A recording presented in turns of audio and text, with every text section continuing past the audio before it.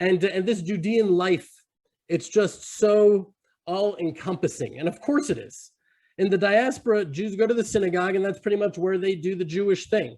But here in the land, it's the language, and it's the culture, and it's the calendar, and it's time itself. Just yesterday was a joyous day on the Jewish calendar. After the whole difficult and painful 3 weeks, which culminated in 9 days, which culminated in Tisha B'Av, when the temple was destroyed, this Sabbath was called the Sabbath of consolation, of comfort.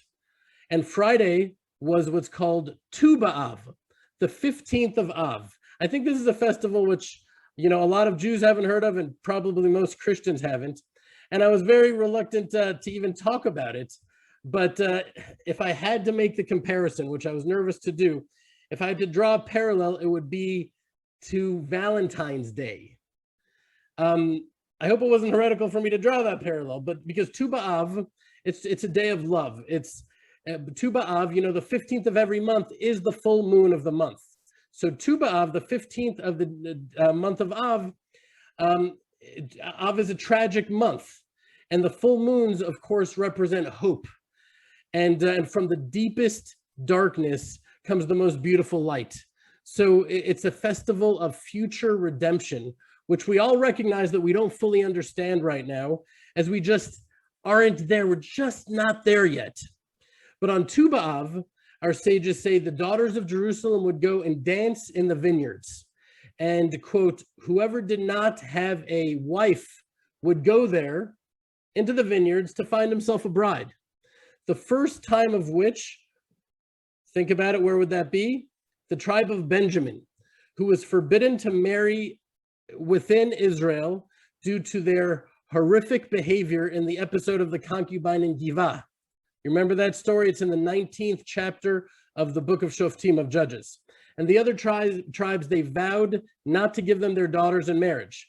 And when they realized that a tribe of Israel was on the verge of being wiped out, the sages determined that the girls would go dance in the field, and the men of Benjamin would go and grab them from the fields, not asking for their father's permission, thereby saving a tribe of Israel from extinction and saving their fathers from violating their vows. And that happened on the 15th of Av. And I was going to go into all the things, but there were so many things that happened on the 15th of Av. We have a long history.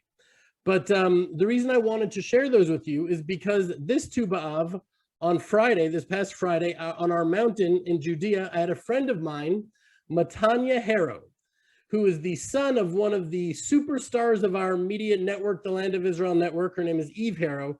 Just talk about an incredible woman. Anyways, he called me and said that he wanted to ask his girlfriend to marry him on this special day. He said to me that she's the most beautiful girl in the world, and our farm is the most beautiful place in the land. So he had to do it by us. And here are just a few of the pictures.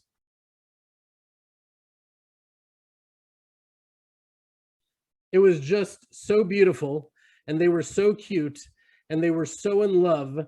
And to know that the seeds of another holy family were being planted at our farm in Judea meant so much, because we have, honestly, a lot of challenges. And it's things like that which make all the blood, sweat, and tears worth it. And these beautiful spiritual transformations happen every single day out on the Arugot farm. This highlight was taken from the Land of Israel Fellowship. Every week, hundreds of families from literally around the world come together on our live Zoom sessions to strengthen each other, to inspire each other, and to learn Torah from the Land of Israel, in which we connect the dots between the Bible, the Hebrew language, and the confusing events of our times. Go to www.thelandofisrael.com/fellowship or click on the link below to join. Thank you.